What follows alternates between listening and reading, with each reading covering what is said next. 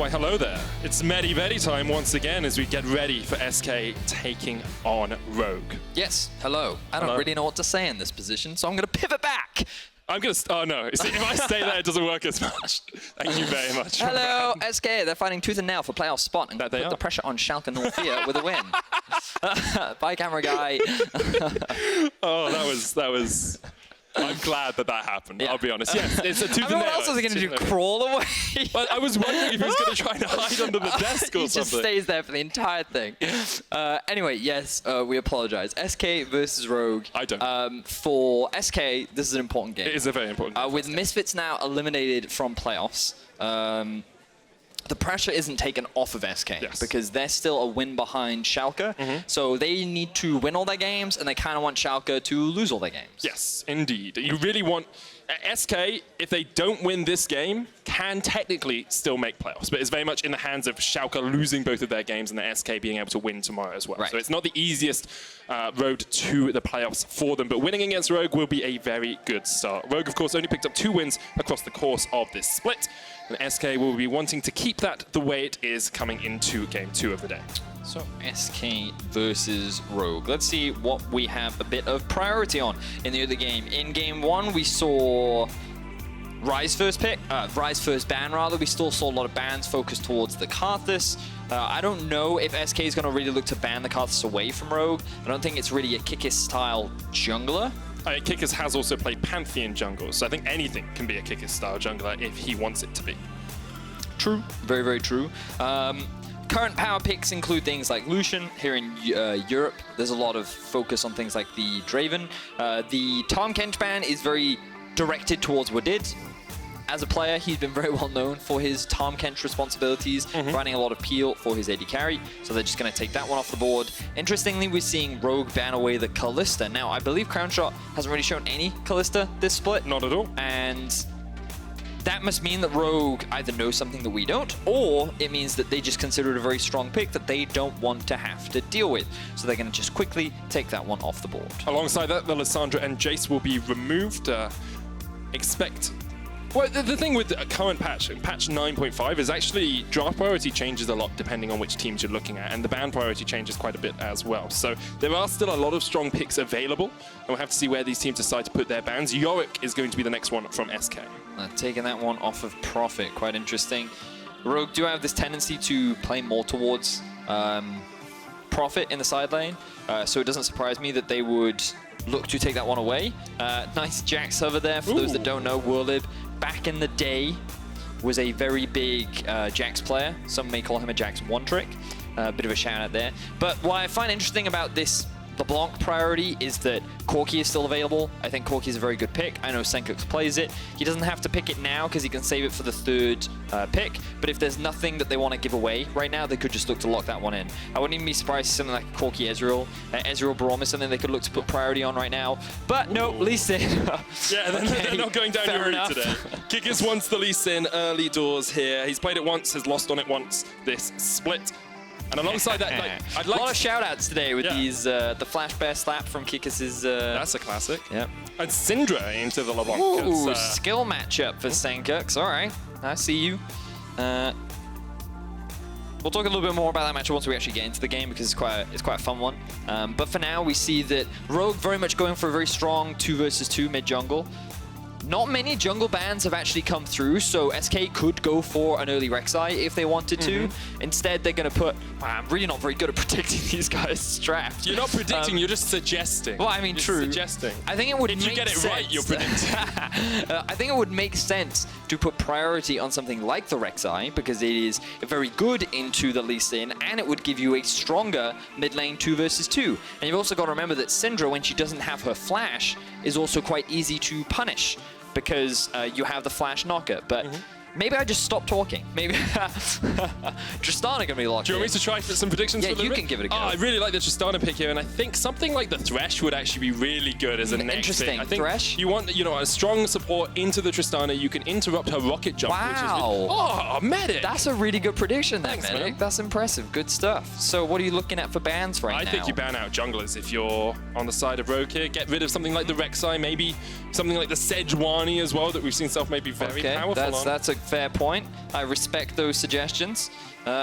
I don't think they need to ban away the Jarvan, because I think Lee Sin typically does very well into the Jarvan.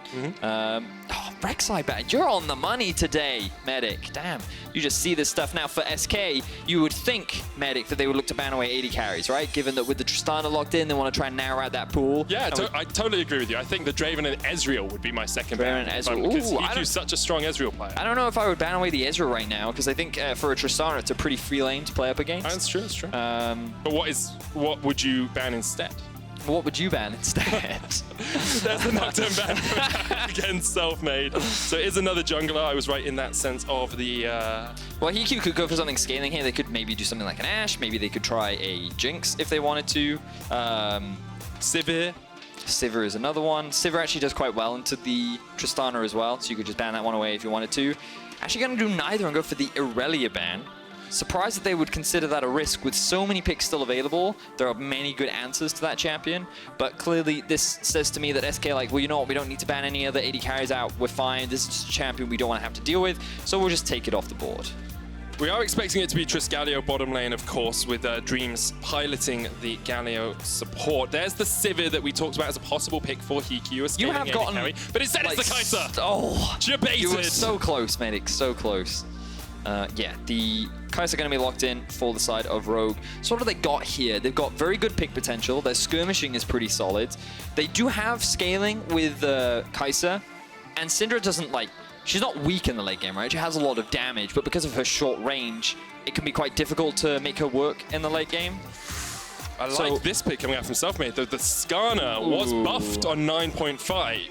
Yeah, and I guess when you fight on Spires, he's very, very strong. And against the Lee Sin early, I think it could be quite a close contest. Yeah. I'll be honest, I don't have a huge amount of experience, like level 3, level 4, who would come out on top, maybe in a 2 versus 2. But sure, I can see it. All right, I like it.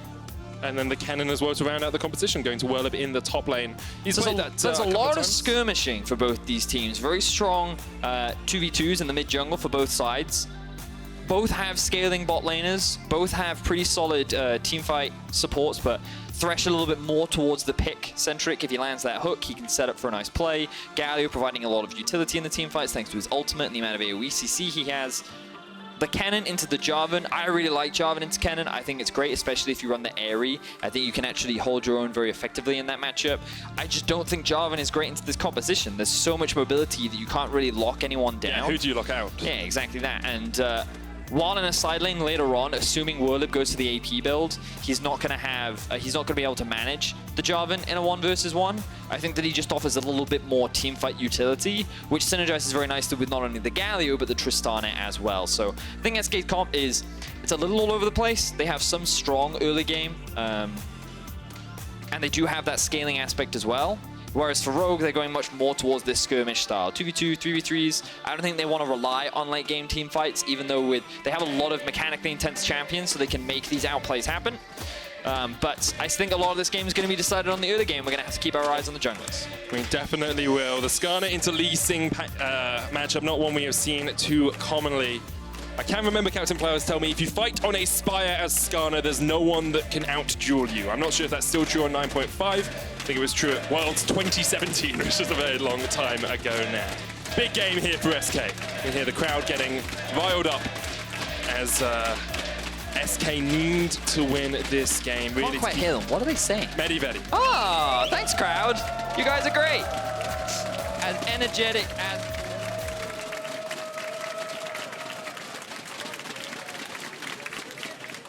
Yes, I'm going to let you... I'm back. Hello. It's back. There we go. Didn't know what I was saying for a moment. All right, we're going to playoffs. SK versus Rogue. So stakes, as we mentioned, are very important for SK. They still stand a chance of qualifying, but in order to do that, they have to beat Rogue. Now, compared to Misfits, Misfits obviously had a much harder challenge ahead of them, given that they had to go up against Splice and G2 tomorrow. SK, on the other hand, they have Rogue today, and then can you remind me who they play up against tomorrow? I definitely can do that, Vedius. They play up against Vitality tomorrow. So quite a tough matchup for them tomorrow. They did beat them last time, though, that they actually went up against each other. And But still, definitely not an easy road for them to make it into playoffs. I think the important thing you have to look at for SK is the team they're trying to catch up to as well. Yes. It's HeaQ, right? And HeaQ play Origin and Rogue in their next 2 games. Right. So, assuming form continues the way it has, HeaQ should lose to Origin later today, assuming the results happen in the way that they have been happening. Sure. And then you're really reliant on Rogue to give you a little bit of an upset tomorrow. Rogue need to take down HeaQ for SK to have a chance of getting through to playoffs. Or you just beat Vitality. Or you just beat Vitality. But they have to beat Rogue first. That they do. And Wadid made the tweet today, time to upset some playoff teams, or time to upset some playoff dreams. I think it's good because Dreams is on SK. Yes, and Rogue want to play spoiler. They want to get in the way. So what are they going to do this game? Let's have a look. In terms of the early game, we already talked about it. There is strong 2v2 jungle. Ooh, bit of action down bot lane. Dreams' dash actually got interrupted by the flay there from the Thresh, which is very good.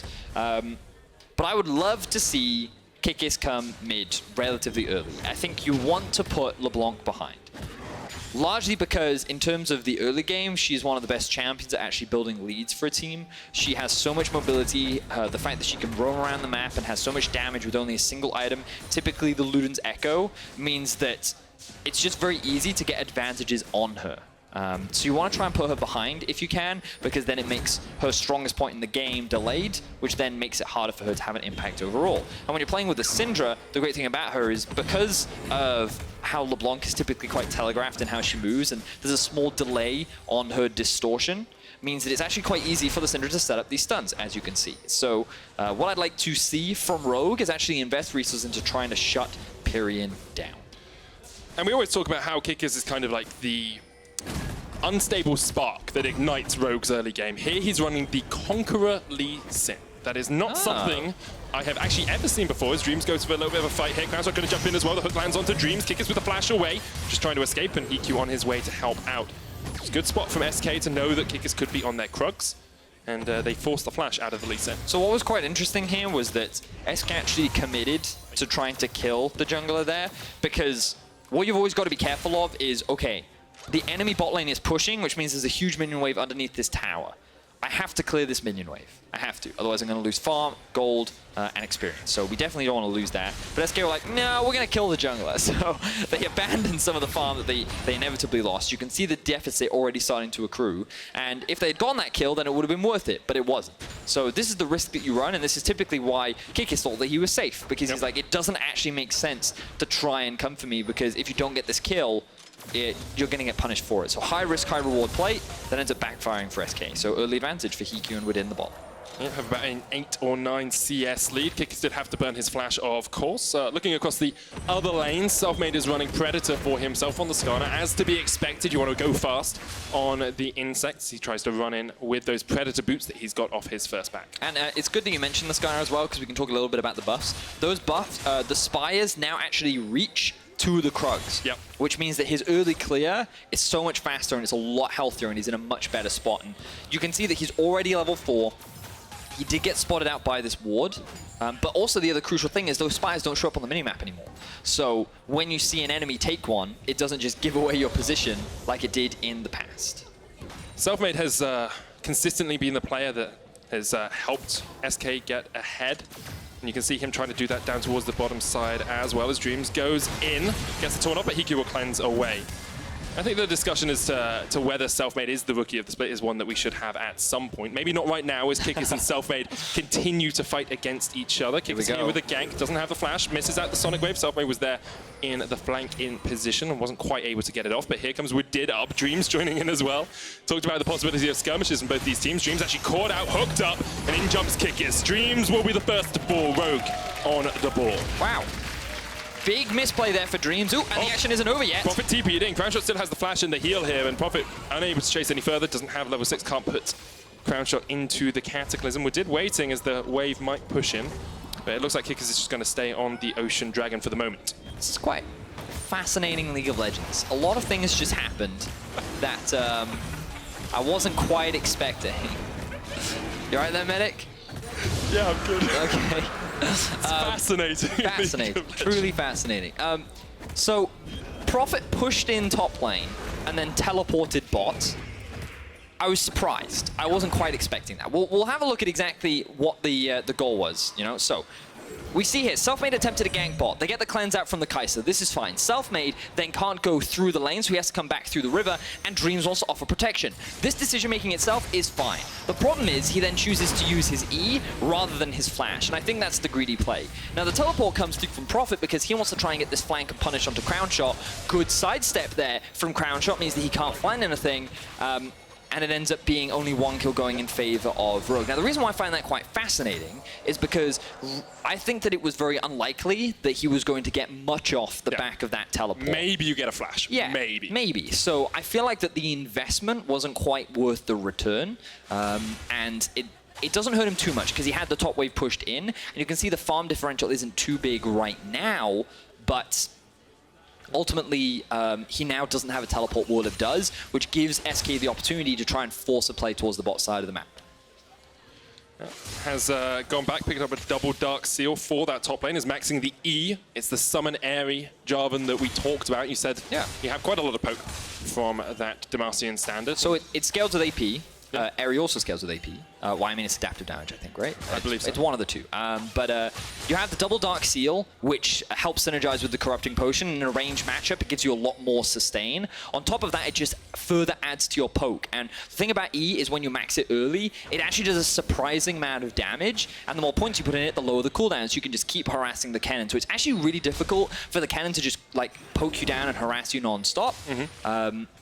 But I actually really like the build and I'm a big fan of it. Now, Kikis has been caught out by the jungler. Yeah, Pirean gets quite a lot of damage here. Selfmade on the chase as well. Kikis already fallen. Flash in with the Impale as well, pulling him away from the wall. Sencux does have the flash, has the cleanse as well. Knocks Pirean back. You can still see Selfmade chasing in here. Sencux will flash, gets towards the blast cone as well, and eventually will escape. But Rogue caught out a little bit as they have their hands in the cookie jar. Now, Rogue were moving towards the top side because Prophet had pressure, and Sencux was right behind Kikis. So Rogue thought we'd be fine. We'd be safe in trying to execute this play. Unfortunately, the 2 versus 2, especially when Selfmade is 6 and Pirean is 7, is stronger in favor of SK, especially in that kind of a situation. So they end up coming out on top, and Rogue give away a kill. So the gold immediately equalized once more.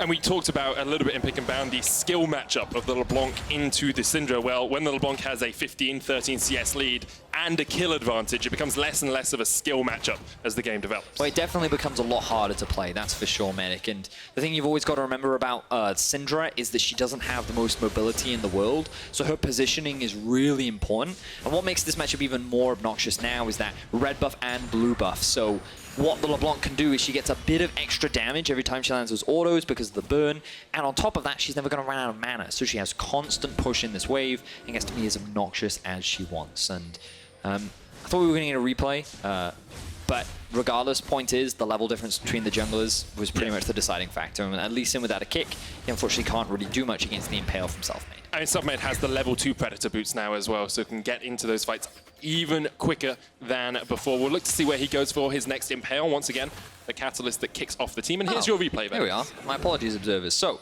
again, look at the state of the minimap. He has Sencux behind him, and he has pressure top, so he thinks he's safe. Unfortunately, he's only level 5 against a level 7 LeBlanc.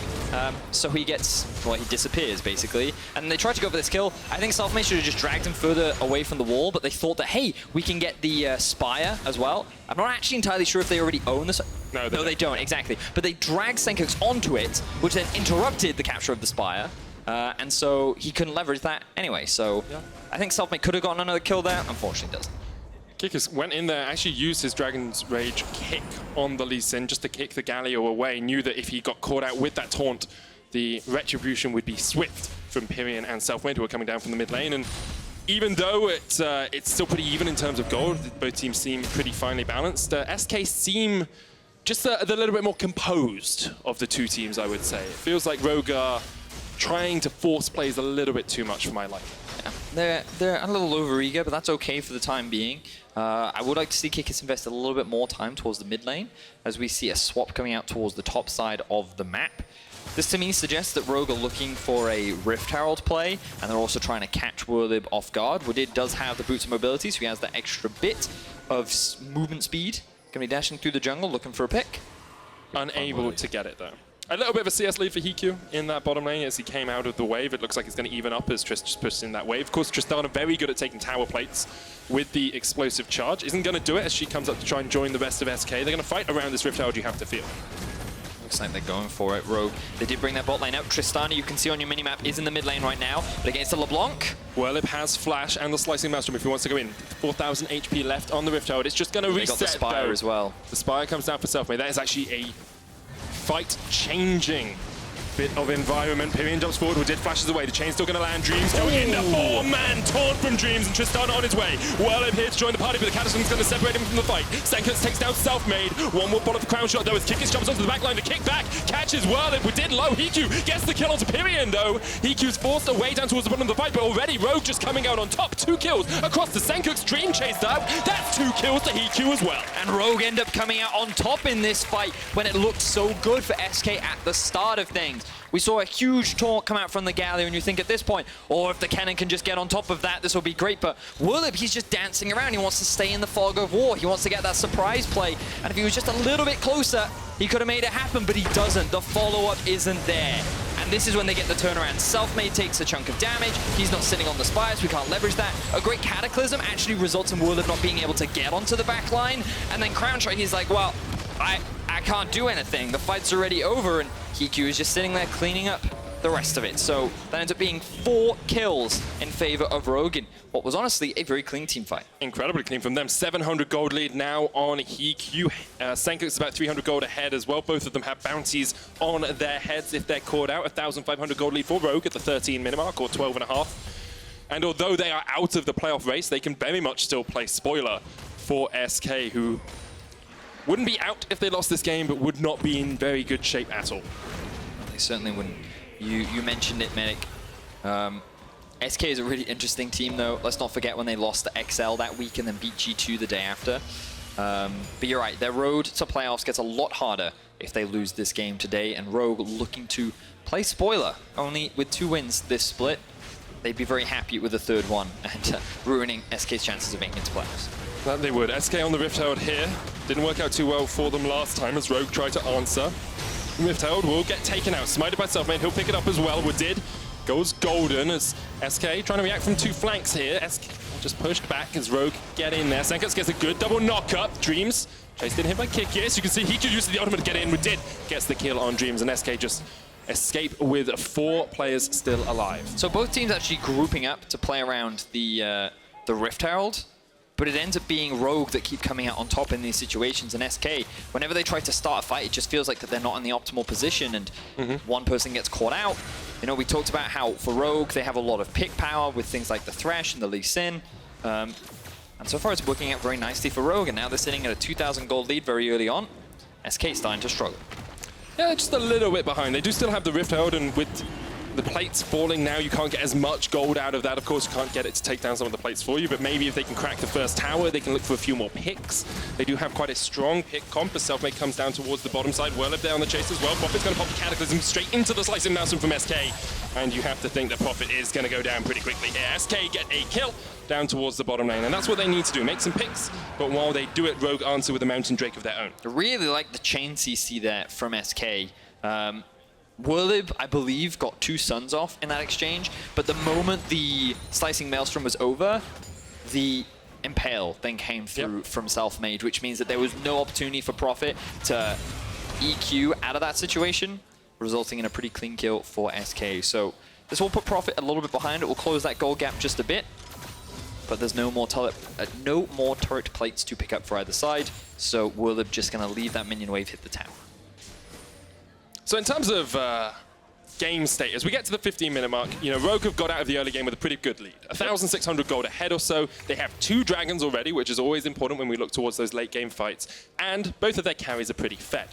But how do they transition this into the next portion of the game? Because in Pick and Ban, we said, you know, they're a skirmish comp. They want these 2v2s. They want these 3v3s. Are they just going to keep trying to force those around vision control? Well, I mean, right now, their first objective is to take down these tier 1s, because the best way in which a pick comp will work is if you actually have vision in the enemy jungle. Funnily enough, a lot of these compositions revolve around vision.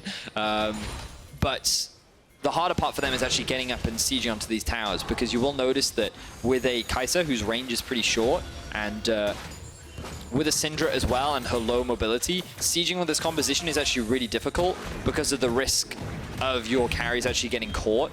So you need to generate some kind of a play or a dive or a pick or something beforehand in order to actually convert it into an objective. And Rift Herald would have been really valuable for Rogue, but unfortunately they ended up losing it. And so they end up in this weird situation where it's not a huge amount they can do. But on the bright side for them, it's also quite difficult for SK to siege. Tristana is one of the safest sieges in the game because not only does she have great range, but she also has the bombs. And even if a stun does land from the Syndra, you can end up disengaging. But here we are, SK now trying to force a play. Trying to force a fight with the teleport as Werlyb comes in, slicing mouse from catches onto HeaQ, but immediately he cleanses away. Selfmade trying to get the impale off, only lands onto Wadid. They'll pull him back, they should be able to take down the Thresh. They catch him out. There's a kill for SK. Once again, they find the pick that they wanted. But what are Rogue doing to answer? That's always the question you have to ask yourself. Kikis trying to get towards this middle lane. Will not Pirean back. Straight into the stun. Great stuff from Rogue. Get the kill in the mid lane. They can push for that tower and down towards the bottom side. They're going to do the same. Rift Herald used to get the first tower, but in the mid lane, Rogue will answer with one, and they'll get some damage down towards the bottom lane as well. Excellent execution there from Rogue. Immediately, they respond by pushing in the mid tier 1 and getting a kill onto Pirean. So it ends up being a 1-for-1 overall. They secure themselves the mid tier 1, and while they will lose a lot towards the top side of the map, Rogue are continuing to extend this global pressure. They're going to get themselves a second tower as well, and overall they're going to extend their gold lead. So honestly, great stuff from Rogue so far within the first 70 minutes of this game. Yeah, really proactive play from them. They're finding the picks they need when they can, and even acting well when the enemy team puts them under some pressure. We can see here maybe a little bit of a step too far from Rogue. Wadid understanding that the teleport could come out. So the flank comes in from the side of SK. Wadid, you'll note here, does miss this hook. If he lands it, they might have actually been able to kill Selfmade, but unfortunately they could not lock him down. So ends up being a quick kill. They have the Rift Herald as well, but this is the clean stuff coming out from Kikis. He doesn't need to use any sweeper because there's no vision there from Pirean. The stun immediately comes out from Sencux, and it ends up being a very quick kill. So Rogue doing a great job. Sencux had used the Unleash power to burn the barrier out of Pirean as well, so they knew they could catch him out if they got that combo out. No risk of them falling short in terms of damage. You've got the Luden's Echo already finished on Sencux. He's going towards the Morello Nomicon next. Infinity Edge on the Kai'Sa as well. Is matched by an Infinity Edge on the side of Crownshot. And we do know Tristana can put out a lot of damage as the game progresses. But right now, I think you have to see damage in favor of the Rogue squad.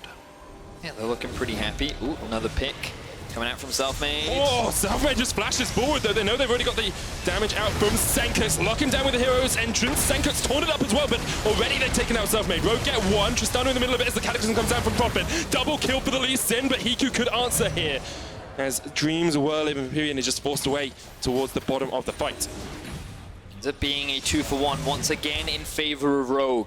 Love the quick response teleport from Prophet to immediately join his team the moment that they recognized Selfmade wanted that kill. Flashing in, using the Righteous Glory, making sure that he can get that lockdown onto Sencux. They wanted to shut this Syndra down, but unfortunately it only gives more gold over to HeaQ. Now level 11, 303 on the Kai'Sa. He is looking stronger and stronger as the game progresses.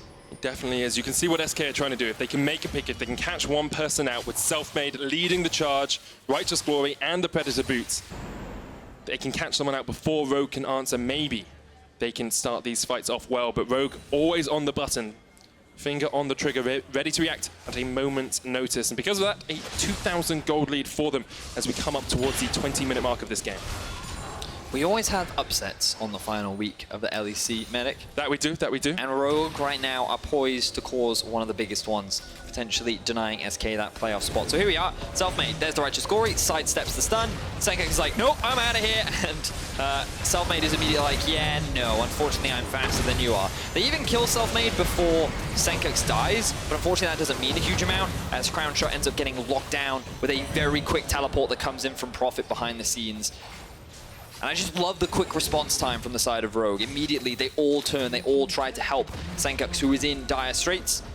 And while he does die, it ultimately works out in their favor. And they now have finally broken that outer tier of towers as well. You said that was the next step for them with the gold lead they were accruing. They have done that. They can get some deep vision in. Baron is available for them if they want to make that play. I'm not saying they should, Vedius. Not all teams are misfits, mate. Now, the thing is, Kikis, this could be another opportunity to look for a pick, but this is close. Dreams only hits the one-man taunt. There's a slicing mouse from. They pulled him straight back into it. Selfmade actually kicks across the wall and separates HeaQ. That was great stuff from the Lee Sin to keep his AD carry alive. And now Kikis jumping onto the back line. Pirean has to jump away. Chase onto Dreams with the hook. HeaQ's backing up towards the top side. The taunt comes out from Dreams, but he will fall. Crownshot gets some damage in with Wadid. Tick, tick. The bombs are enough because of the safeguard. And now Baron's very much on the menu for Rogue if they want it. They don't want to commit too early. Pirean is hanging around looking for something, but Rogue, they walk away with the team fight. Honestly, that could have ended much worse for Rogue in that tight choke point. Oh, Kikis. Even with the swag smite in the middle of the Sonic Wave follow-up. 1 and 9, 100% kill participation. Beautiful stuff from Kikis. So let's start a look and have a look. Keep your eyes on Kikis in this fight. You can see that Dreams gets a pretty big taunt here, but then Kikis, he ends up kicking away the Skarner that drags HeaQ over the wall and ends up saving the AD carry's life. Beautiful stuff from the jungler from Rogue here. This was the Kikis that many fans remember from last year, making these very impressive plays. And you think at this point, okay, Wadid's going to lose his life, but then the safeguard comes through from Kikis, keeping him alive. And then Pirean, he wants to try and push out top. He should have gone back to base. He should have reset. That way he was going to push towards him anyway. Oh, feel the wrath of the jungle god Kikis as he quickly lays waste to him. It's level 12 now, 4, 1 and 9, 100% kill participation. Has completed the Starax, making him a little bit more tanky. Not going for the solo queue Lee Sin build that we typically see. Tiamat, Duskblade, and then a GA. If you're doing Ender's build, you never get the GA. It's cost me a lot of solo queue games by going for that build. But great stuff so far from Kikis. Want to bring some attention to HeaQ as well. 4-0-4, yet to die this game, even though he has been a predominant target. Oh, Kikis misses the Sonic Wave. HeaQ in with a follow-up. There's the hero's entrance as well. Wadid misses the hook as Dreams jumps in. And maybe Kikis has baited his support to his demise here. A little bit too greedy from Kikis after he missed the initial Sonic Wave. And SK answer with a kill. Yeah, so missing the Q into then kicking the Kennen into your team. Not the most eloquent of Kikis' plays. That was an Ender play right there. You know we're casting with him next game, so you should be careful, my friend. What's he going to do? Look down on me? He's going to remind you of your recent Rakan plays. That's what he's going to do. But in any case, SK find themselves another kill. They didn't get any shutdown goal because that kill ended up going onto Wadid. Wadid ended up lose his flash in that play as well, so no flashy plays from him, I suppose. But you can see that SK are being forced back into their half of the map. They still have decent vision around the top side, but in terms of the bottom river, and even towards their own half of the jungle, they're losing control. So right now, I think they're just waiting for the Tristana win condition. Werlyb is only going to get stronger as the game progresses, and they do still have decent team fighting with the Galio Tristana Kennen comp. Where is the Tristana win condition? Like, how many items are we talking about for a Tristana for her to be able just to take over a fight? Against this comp, you could probably get away with 3, because I'm just looking across the items right now, and there is no frontline that he has to really be afraid of. There's no real armor as well. Yeah, that's what I mean by frontline. I apologize. I should have been a little clearer there. But basically, as you rightly said, there's no tank that can soak up a lot of the damage. So if you've got 3 items and you're basically critting every other hit, then you will just melt through these squishy targets. Now, Rogue taking a bit of gamble here. They think they have full vision control around the Baron. Oh, teleport behind them. SK have vision. They've spotted this out. Let's see how Rogue responds. Werlyb, no flash. Teleport was burnt for him to join this fight, and SK will just force Rogue away. But Rogue, they're not misfits. They didn't commit completely to the Baron there. They just waited for the teleport. Someone's going to flash away here. That's another summoner burn. He can't go for the full engage anymore because he doesn't have the flash to get onto that backline. Now, getting the teleport out from the Kennen will mean that Rogue can start to threaten on a side lane as well. Because they have this teleport advantage, it becomes a lot harder for SK to be able to manage and control this side wave. So they'll be forced to group often a little bit more regularly. And Rogue overall, they're still in a good spot. I actually really like that Baron. I think, like, while it was risky, they're actually very safe because they had the Jarvan flag and drag. They'd set up the map where it was an okay position to actually start it. They get summoner spells out from SK, and they don't lose any members. It doesn't cost them really any summoner spells. So, yeah, good play. And the itemization I really like as well from Rogue. You can see Sencux, although he already has the cleanse, he knows that doesn't work against an Impale, so he's got himself a QSS as well. I'd like to see a QSS next from HeaQ now that he's sitting at the 3-item Kai'Sa point with the Runans, and Rogue can just continue to set this up, continue to pull SK around the map. And SK need to find a way to react. They need to see, maybe they can just continue to stall, maybe they can just get to that Tristana point, but at some point, you feel Rogue will pull the trigger and SK will need to be ready to react. For sure. So the game will slow down a little bit here as Rogue look to set up more vision control around the Baron area. Selfmade, though, still has his LeBlanc behind him and is going to clear out some of this vision as well. Rogue, they don't have mid-priority yet, so they can't really contest the river for the time being. Okay. And they have to respect Selfmade, who does still have the Righteous Glory and that Impale primed and ready to lock someone down. Werlyb's going to go down towards the bottom side. We talked about this a little bit in game one. You have the push and pull of the bottom lane waves. Prophet pushes it in, now can go up and join with his team. And Rogue, knowing that Werlyb's going to be down towards the bottom side and doesn't have a teleport, can be a bit more aggressive, can push forward a little bit more. And you can see Werlyb already on his way. He's like, oh, I don't want to sacrifice this farm, but I have to because I don't have my teleport, and Rogue can very easily start a fight right now. And honestly, Prophet could actually just stay bot because he has the TP advantage, and then if Rogue start the Baron and SK approach, then they could TP in and they could create a numbers advantage. But the problem is right now they don't have the deep vision. Well, actually, they actually have solid vision. Oh no, they actually haven't used a ward. This is just the far side. Thank you, observers, for helping us identify that one.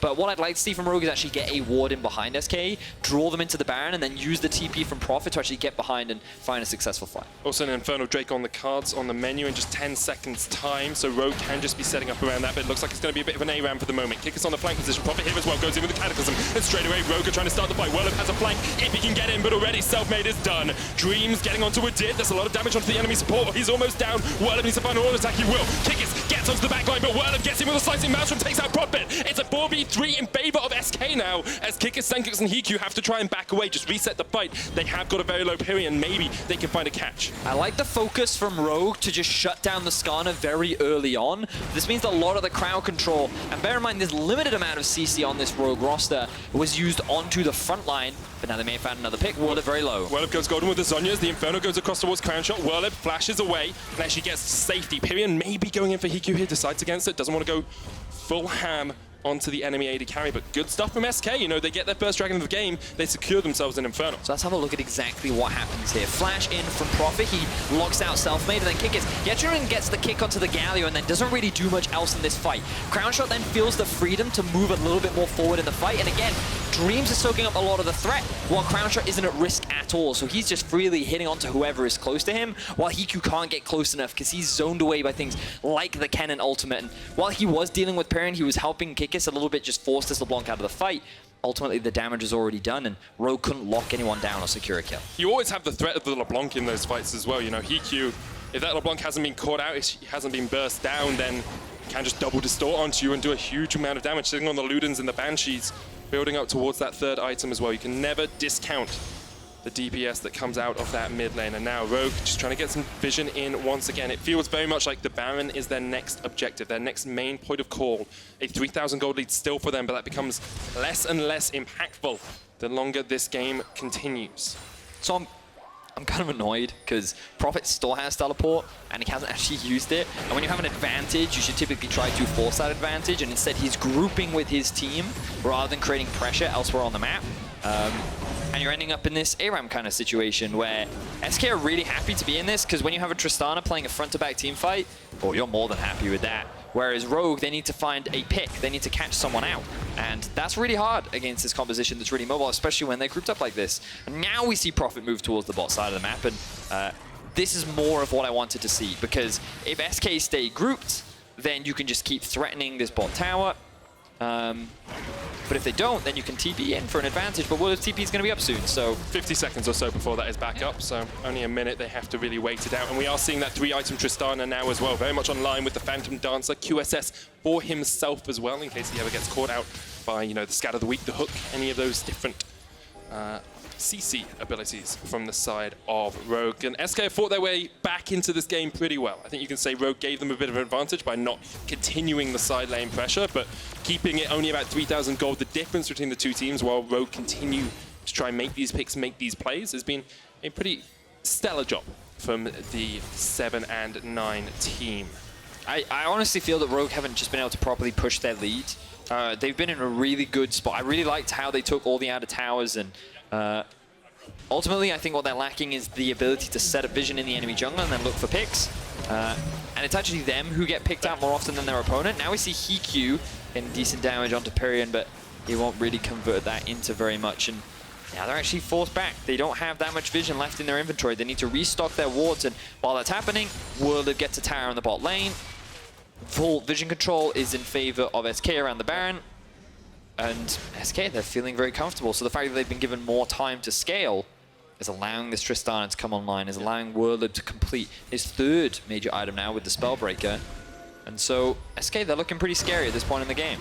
That they are. Of course, Rogue can still put out a lot of DPS, but we mentioned it earlier, SK, a win in this game sets them up a lot nicer for a playoffs run. Of course, they're still trying to catch Schalke at that 8-8. If they do lose against Rogue in this game, they're not technically out of playoffs because they have a 1-to-1 head-to-head with Schalke. So if they match them on win and loss, we'd have a tiebreaker game played there.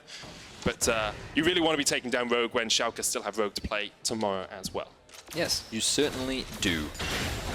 And let's not forget that in the first half of the split, Misfits lost to Rogue. Yes. And they then failed to qualify for playoffs.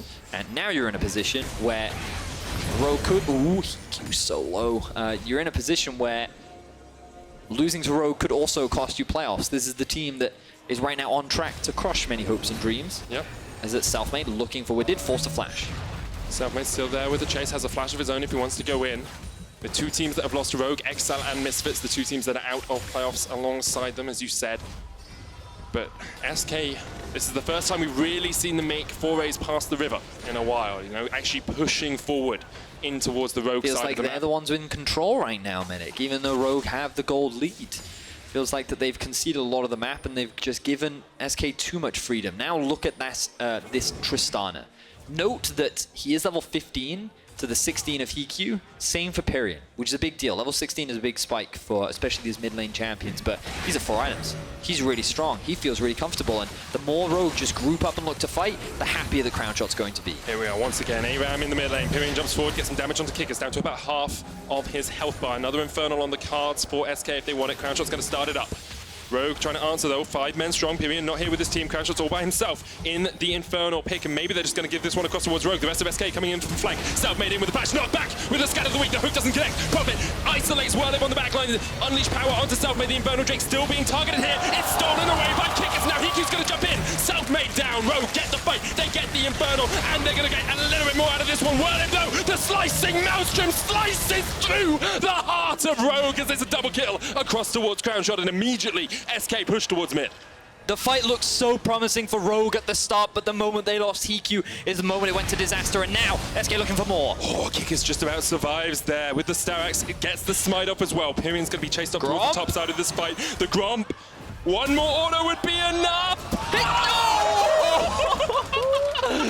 Oh, Kikis, you're playing with my heartstrings there. Crownshot gets the mid lane tower. SK came out.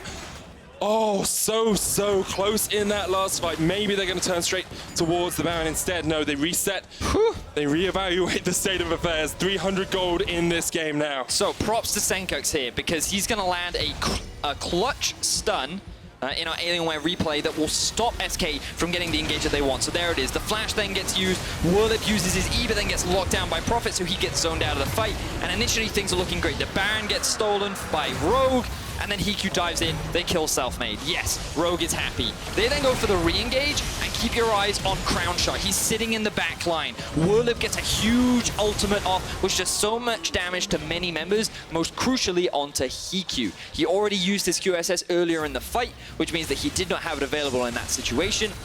And that was all the damage Crownshot needed to end up cleaning everything up. So you can see now SK at a point where they're vital in these late game team fights with the Kennen, with the Tristana. Very threatening that Rogue, they just kind of want to avoid having these full-on 5v5s all the time. It's a big moment here because Crownshot picked up 1,000 gold bounty in that last fight. It's sitting on 2,000 gold. Hasn't been able to spend it yet. Werlyb has the teleport if he wants to join this fight. Has the slicing master as well. Baron already down to 4,000 HP. Here comes the TP. They've caught out one. It's Selfmade. He survives though. And it's Crownshot who goes unstoppable. Kills off Prophet. Rogue with the Baron resetting can't do too much more. And Rogue, they forced the Baron because they wanted to turn and fight, knowing that SK haven't had an opportunity to reset, but it doesn't matter. Selfmade, every time he goes in, he's really not doing a lot with this Skarner. Trying to close the gap against a Syndra is constantly getting punished against him. On top of that, the Thresh box, the Thresh flay, it is very difficult for the Skarner to really dive onto the backline, and then he has to get through not only the completed Mercurial Scimitar onto HeaQ, but also the QSS available on Sencux as well. So, but it doesn't matter, because the damage from the backline of SK is more than enough. Werlyb didn't even use his ultimate in that fight, but look at how difficult it is for Selfmade to actually run in here. So, ooh, we don't have time. Not, because Werlyb's been caught out. Kikis with the kickback, HeaQ with the chase. Werlyb tries to turn it around with the slicing mouse, but HeaQ just about keeps himself alive. Werlyb goes golden. You have to think he will die very shortly after the hero's entrance used, because Pirean's on the chase up here as well. Maybe HeaQ and Kikis have overextended. Wadid coming in. He needs to get the lantern to his AD carry. Pirean jumps forward, can't quite get the catch, and Kikis escapes as well. Crownshot from the bottom side of this fight is going to jump straight onto Sencux. Unleash power to the base, but Crownshot shuts him down. Prophet has the flank position here with the teleport, but the rest of SK just trying to catch up Rogue before they can join up with the rest of the team. Crownshot jumps forward. The lantern once again stays HeaQ, and now Rogue and SK just trade sides of the map for the moment. Pirean lands the ethereal chains. It's only onto Wadid. HeaQ needs to turn this one around. Jumping in, Prophet onto the backline. He's down. Crownshot goes godlike, and he's just got the free reign to open up with the Gatling guns. Wadid caught out as well. HeaQ shut down. Wadid dies to the minions, and maybe with that, the hopes of Rogue winning this game. And SK come back massively as they find another successful team fight. 4-for-1 in favor of SK. The Baron is alive, and Pirean, he's not going to let Kikis steal this one away. Kikis has the kick up, but Pirean uses the barrier to keep himself alive. Pirean will take him out in the 1v1. That's the ace. The Baron as well on the menu for SK. 37 minutes in, they finally have a foothold in this game. Oh, and unfortunately for Rogue, after having such a huge lead in the early game, it is all falling apart. So let's have a look at how this one all started off. Werlyb very clearly overextended. The rest of his team has reset. Rogue is on the map and he doesn't respect it, so he gets kicked up. He then gets executed, and this does force the ulti and QSS out from HeaQ, so that's a big thing to know. The Galio then arrives because he knows that the rest of SK are primed and ready to go for this fight. He's a tanky Galio, he buys a lot of time, and he forces HeaQ to jump out. Now we'll see that the Jarvan has TP'd in from behind because he thinks they can get a successful flank. But Sencux is left by himself, meaning that in a 1 versus 1, with some good fancy footwork from Crownshot, he ends up getting that kill. Now Rogue are just on the retreat, and there's 4 versus 4. They're very scared of Crownshot because there's no one ready to threaten him. And even though Prophet dives on top of him, he's in a 1v1, and he just gets melted by Crownshot. And remember we said earlier, there's no front line that Crownshot really has to worry about. That just kind of goes to prove it, right? He has now 4-5 completed items, and against a squishy Jarvan, he's really not afraid of anything. So SK, they secure themselves the Baron, they take the tier 2 in the bot, and what was a 4,000 gold deficit is now a 6,000 gold advantage. Rogue not even going to fight for the Elder Dragon. It would be a 4 Dragon for them. SK will get it with their single Infernal, but alongside the Baron, SK can continue just to chip away at the base of Rogue. It would be a miraculous play, you have to think, from Rogue if they were able to get back into this game from this position. SK can go for the 1-4 split. We've seen how powerful that LeBlanc can be, sitting with the completed Void Staff now as well. And Crownshot, 5 completed items, 1,000 gold bounty on his head. Kikis trying to jump onto the backline, doesn't even get the time to kick anyone away. Dreams gets the kill. Pirean jumps in, chunks Wadid to half, and now the inhibitor opened up. SK just continues to push into the base of Rogue. Little that Rogue can do at this point. It is impossible for them to really kill this Tristana, and props to Crownshot. He demonstrated it in the game against G2. He's showing it once again. In the late game, he is one of those AD carries that you can rely on. His positioning has been good, his damage has been great, and he is now setting up the siege to end this game and keep their playoff hopes alive. SK take down the first Nexus Tower. HeaQ almost just killed by Pirean. The dive onto the backline there from SK is absolutely massive. They take 2. Crownshot is going to fall, but Pirean will be able to take out these Nexus Towers just as quickly. They'll kill Prophet. He goes into the GA. The hook from Wadid. Werlyb goes golden to stop the ignite. It will tick away as he comes back up, but eventually SK will just clean up the kills. They'll take down the Nexus, and as you say, Vedius, their playoff hopes remain very much alive. Some frustrated but also relieved faces on the side of SK. That was a much closer game than I'm sure they had anticipated. Rogue found a lot of very solid advantages in the early game, but then mid-game, they slumped. They kept grouping up mid, they kept trying to fight SK, and unfortunately for them, that's kind of where SK thrive. Yep. They are the team that had this tendency to group up mid when they could be playing towards sides and actually look for these fights, and it was SK that was constantly coming out on top. Props to them for turning this game around from such a big deficit. Unfortunately for Rogue, they could not secure that win, they could not create the upset. And this now ties up SK with schalke. schalke play off against Origin later today, so we could see those two teams going into the final day of the split, matched at 8-8 in that final fight for the last playoff spot. With SK winning as well, if they had lost, we would have seen Fnatic locking in their playoff spot, but it means Fnatic will face against G2 in our next game, and if they win that, they will then lock their own playoff spot. So Fnatic's fate very much in their own hands now. Very, very exciting for Fnatic. That game will be coming up soon, but for now, SK, if they do, you can look at them and you look at schalke, and these are the two teams fighting for that final spot in playoffs, and you can't help that based on their recent weeks of play, they're definitely going to be the underdogs in playoffs with how Splyce have been performing, Fnatic, Origin, Vitality, G2. We have some very solid teams in the playoffs right now. And even though Fnatic, while they haven't quite secured the spot in playoffs, I believe, it's very much expected that they will do so. Even though they have a tough road ahead of them with G2 and I believe Splyce they go up against tomorrow as well. You just kind of look at this and Splyce, Fnatic, G2, Vitality, and the last team that I'm forgetting. Origin. All very, very scary teams. So hopefully they can improve. But again, still, schalke and SK fighting for that final spot to secure it. That they are. We've selected Selfmade, Crownshot, and Dreams as your options for Kia Player of the Game at LOL Esports on Twitter. Make sure you go over there and give it a quick vote.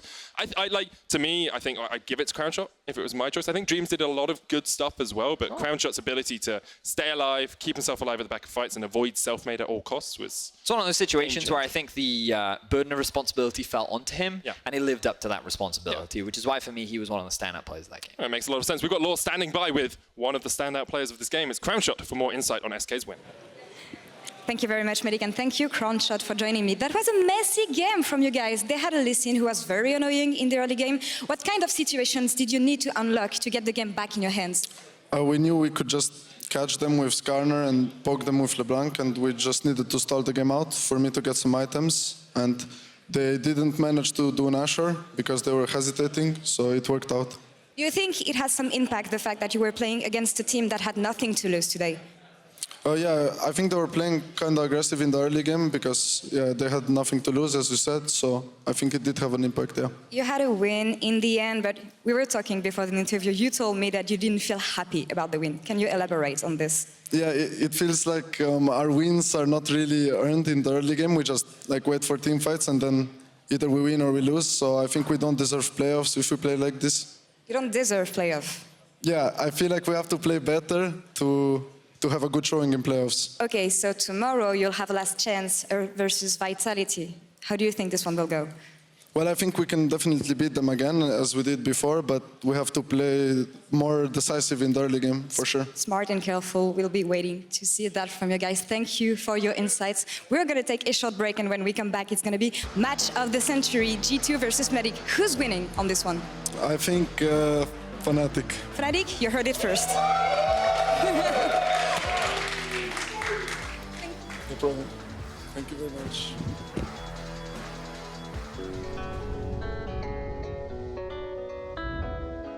If you look at my performance individually, then I think Worlds was by far the best tournament I've ever played. It was just like a really cool feeling to be able to play an international tournament for once and actually, contest with the big boys and not just be a second-tier AD carry as I would otherwise.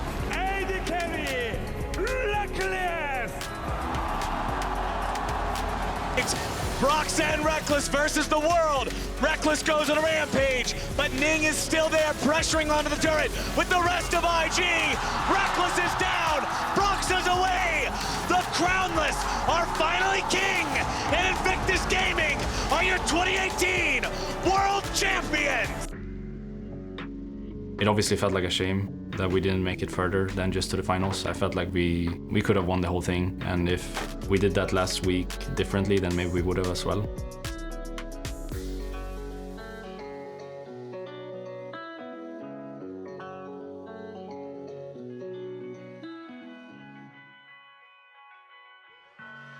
Ever since the split started, I never really felt the pressure as much as my teammates probably, because I've been here before. I remember the first year that I played a LCS, I lost like 8 games in a row or something, and back then I was sweating, but now I've kind of seen it all, so I wasn't really too worried. It was just about how we did things together as a team. So I knew at some point we would figure it out and we'd be fine. But I was obviously hoping that we do it sooner rather than later, because it would be a shame if we just threw away a spring split. Schalke versus Fnatic, 2 giants going head-to-head in a game that has huge implications in the standings. When we went into the Schalke game, we felt like it was one of the more important games, because when the standings were so close, we felt like if we weren't to beat the teams next to us, then we would never get enough wins on the board to make it into playoffs. We were really happy about our draft against Schalke because we got a lot of the power picks. We got Jarvan, Sylas and Karthus, and we can hold our own. And then if by any means the game goes too late and my team cannot carry around me, then I'll step up and do it for them. But in this case it wasn't needed because Bwipo got the solo kill at level 3. That you should try to play through. Oh, Bwipo just wins 1v1 though. And you don't need to play through a lane that's just stomping anyway. So my job in that game kind of went from being the carry to just not dying so that we could carry. I realized that they're gonna keep throwing stuff at me and all I need to do is just not die. It's actually caught out here as Ignite gets him. Alistar made a mistake at level 6 and died in between our tier 1 and tier 2, and then after that we got the TP play and Ignite caught underneath the tower here, charmed up as well, and Fnatic react properly to a fight. Fnatic pressure. There's a teleport in from Bwipo. Abadage, the one caught out, he jumps back. Teleport. Bwipo looking for the knockup. Memento needs to dodge away, but he can't dodge from that. Bwipo on a killing spree. we were so like focused on just letting Bwipo carry that we didn't want to take any risks whatsoever. I was just playing as safe as possible. All of the inhibitors are down and Fnatic don't really care about the kills. All they see is the Nexus, a triple charm into knockup. They're gonna clean this one up. The Nexus goes down and Fnatic get their 6th win of the season. Even though I love to be the carry, you know, that gets all the attention and all the gold and gets, you know, the sick damage numbers after the game, it's also nice to have some love for your teammates. And I don't mind taking a backseat because I know that there's gonna come games when they'll need me, and if I just perform in those games, it's completely fine. The fact that Bwipo managed to carry that game and regain his confidence after the week before made me more happy than if I would have been the one to carry. I truly felt like we won because we were the better team. I realized that this is possible, you know, we can get somewhere with this team in this split and not have to wait for the summer. When I was younger, I felt like I was always a very shy and emotional kid, basically, where I would not be able to handle the heat. Whenever there was something that I needed to do and I couldn't just like lay on someone else, I would be like completely stressed out and I wouldn't manage to do it. I put my life into this, right? I've almost put a third of my life now into playing League of Legends, and I know that if I'm not doing it properly, then I'll really regret it when I'm done. I just kind of tried to constantly remind myself that this is not gonna last forever. I feel like once I've won Worlds, I'll retire. But up until that point, I feel like I would never really be satisfied. There will always be something left for me to do within League of Legends. All I'm really looking towards is winning Worlds.